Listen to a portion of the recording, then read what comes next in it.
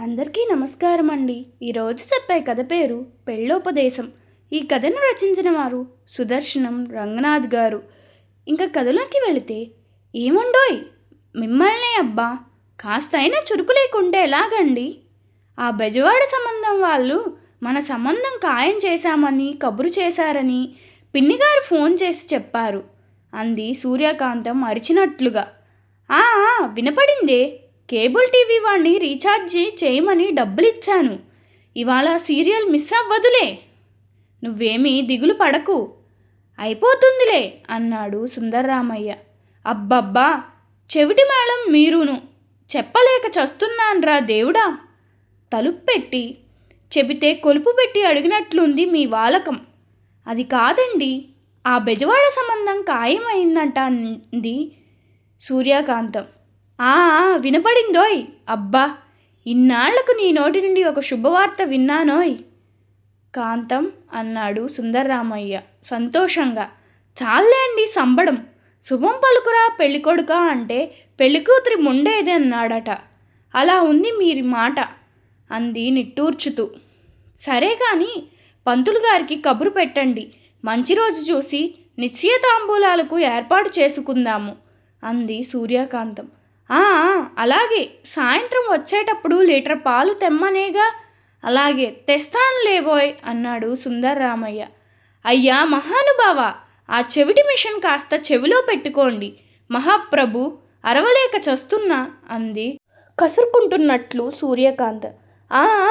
ఇప్పుడు చెప్పబోయ్. అదేనండి, పంతులు గారిని అడిగి ముహూర్తం పెట్టండి అన్నాను. అలాగే చేద్దాం.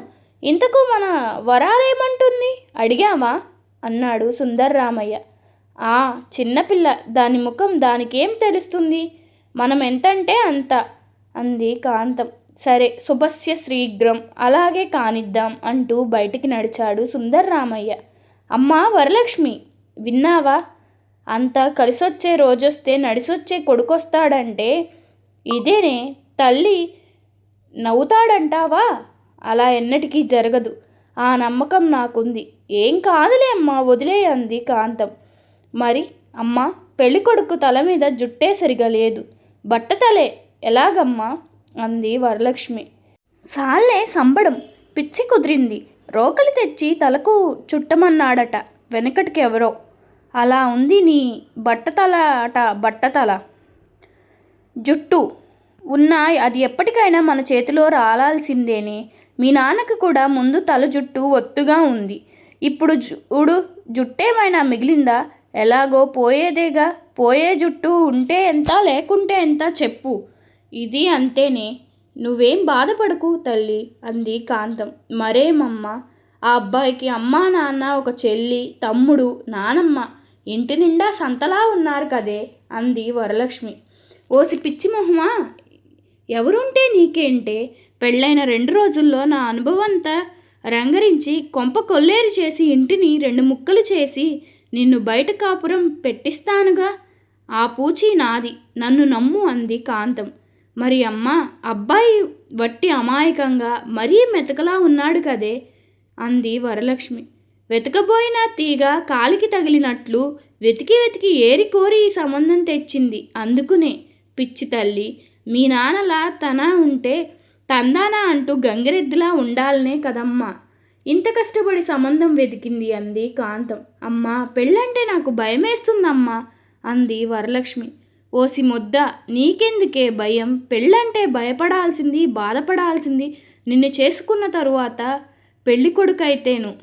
మీ నాన్నను చూడడం భర్తంటే భరించేవాడే తల్లి అంది కాంతం. అమ్మా, పెళ్ళైతే పొద్దు పొద్దున్నే లేవడాలు, వంట వార్పు, అంట్లు బట్టలు, ఈ పనులన్నీ ఎలాగే, నాకు భయమేస్తుందే అంది వరాలు. పిచ్చితల్లి, ఇవన్నీ కొద్ది రోజులేనే. మెల్లగా ఇంటి పెత్తనం అంతా నీ చేతికే వస్తుంది నాలాగా. తరువాత ఆ పనులన్నీ చాకచక్యంగా భర్తకు నేర్పించి నేర్పుగా ఎలా చేయించాలో ఆ వైనం నేను చెబుతానుగా. నాన్నను చూడడం లేదు అలా అన్నమాట. ఆ తరువాత మన పని హాయిగా టీవీలో సీరియళ్ళు చూడడం, ముచ్చట్లు పెట్టడం, షాపింగ్లు చేయడం అంతేనే. నన్ను చూడడం లేదా అంది కాంతం. అమ్మ, పెళ్ళిలో అమ్మాయి అబ్బాయి వెనకాల నడవాలటగా ఎందుకే అంది వరం. అవునమ్మా, అదే ఆ అబ్బాయికి ఇక జీవితంలో చివరిసారిగా నడిచే ముందు నడక, ఇక జీవితాంతం ఉండాల్సింది నడవాల్సింది నీ వెనకాలేగా. అందుకే కాస్త ఓపిక పడితే చాలు తల్లి అంది కాంతం. అమ్మ, పెళ్లిలో అబ్బాయి పొగరుగా తలెత్తుకుని నవ్వుకుంటూ ఉంటాడు.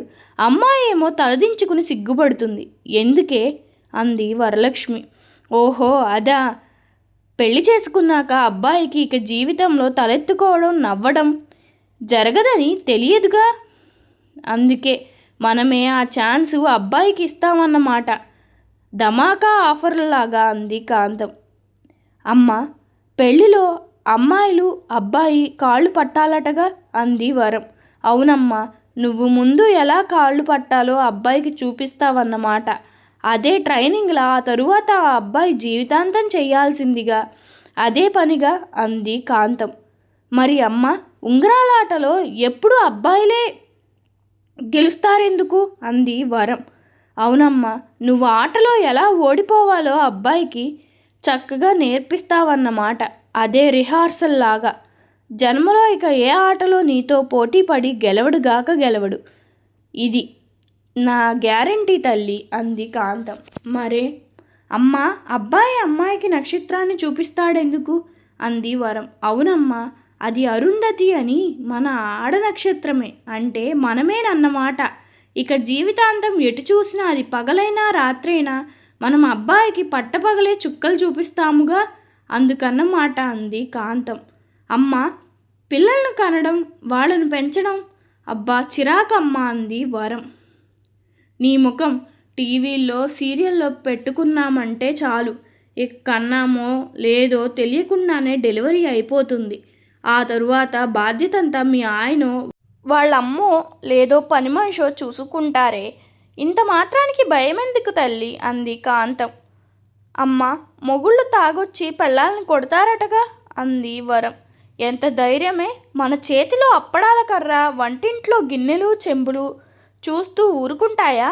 మన ఇంట్లో సొట్టలు పడ్డ గిన్నెలు చెంబులు చూడలేదా?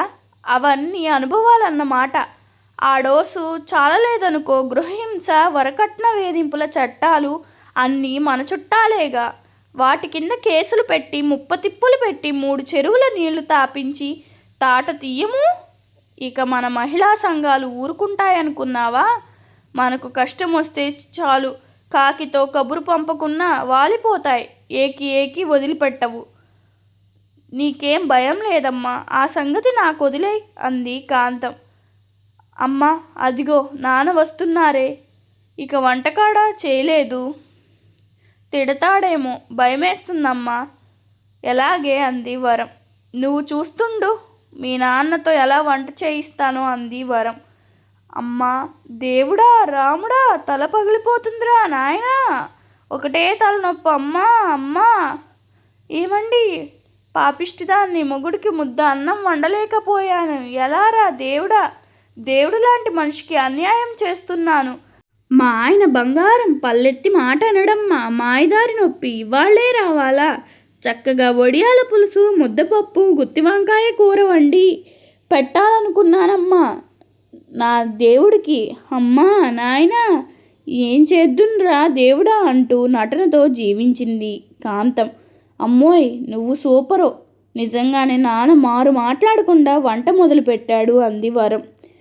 అదేనమ్మా కిటుకు, తలకు గుడ్డ కట్టుకుని మూలగటం, రాకున్నా ఏడవడం, ముక్కు చీదడం, అలక పాన్పులు ఎక్కడం, ఇవి నేర్చుకుంటే చాలమ్మా, మనం మహారాణులమే. ఎంతటి మగవాడైనా కుక్కపిల్లలా మన వెనక తోక ఊపుకుంటూ తిరగాల్సిందే అంది కాంతం. ఏమండి, కాస్త ఆ బట్టలు కూడా ఆరేయండి, నాకు అసలే నడుము నొప్పి. పాపిష్టిదాన్ని, ఎవరైనా చూస్తే మొగుడితో పని చేయిస్తుందని ఆడిపోసుకుంటారు. నా బాధ మీకు తప్ప ఎవరికి తెలుస్తుంది చెప్పండి. అయ్యో అమ్మా, అబ్బా, ఏమండి మీరు మరీను, సిగ్గు లేకపోతే సరి. ఆ లంగా పక్కన లుంగీ ఆరేయకండి, నాకు అసలే సిగ్గు. ఎవరైనా చూస్తే బుగ్గలు నొక్కుకోరు. రోజు రోజుకి చిలుపుతనం పెరిగిపోతుంది మీకు అంది కాంతం.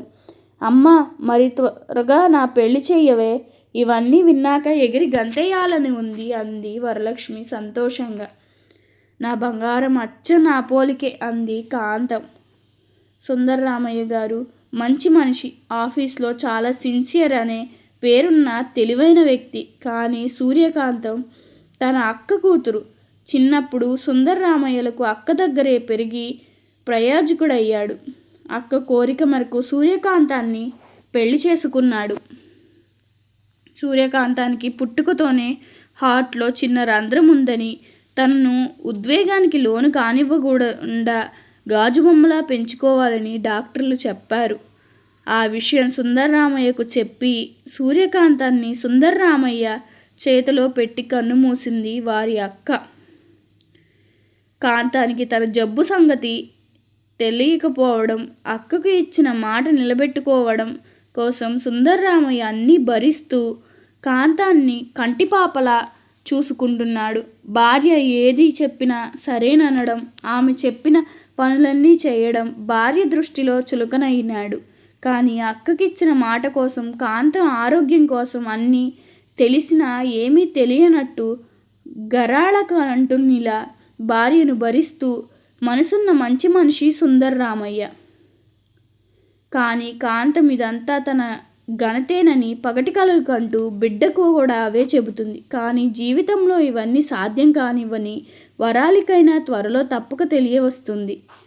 పెళ్ళంటే ఇద్దరు వ్యక్తులను, రెండు కుటుంబాలను ఏకం చేసే ఒక పవిత్ర బంధం.